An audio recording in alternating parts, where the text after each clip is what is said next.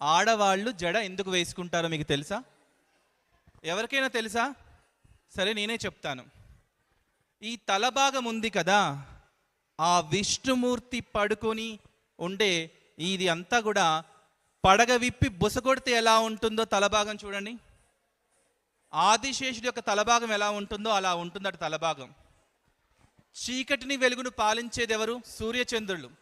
ఆ సూర్యచంద్రులు ప్రతీకగా ఇక్కడ చూడరం నాగమణి అంటూ 2 ఆభరణాలు అలంకరిస్తారు. 2 కళ్ళు లాంటివి, చీకటిని వెలుగును పాలించడానికి కోసం. అందుకోసం 2 కళ్ళులాగా ఉన్నాయట.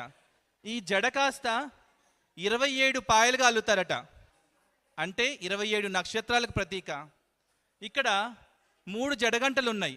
బ్రహ్మ విష్ణు మహేశ్వరు పాలించే ముల్లోకాలు. ఈ ముల్లోకాల కింద 3 3 3 అంటే 9 ఉన్నాయి. నవగ్రహాల ప్రతీక. అంటే ఇది పాత జడగంటలు అయితే ఆ విధంగా ఉంటాయి.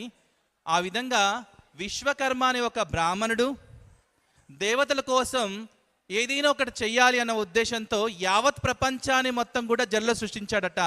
ఆ జడను తీసుకెళ్ళి సరస్వతి మాతకి ఇచ్చాడట. సరస్వతీదేవి అనదట, నేను అలంకార ప్రియురాలను కాదు కదా, లక్ష్మీదేవికి ఇవ్వమందట. ఆ లక్ష్మీదేవికి ఇచ్చిన జడ కాస్త ద్వాపర యుగనందు సత్యభామకు వచ్చిందట.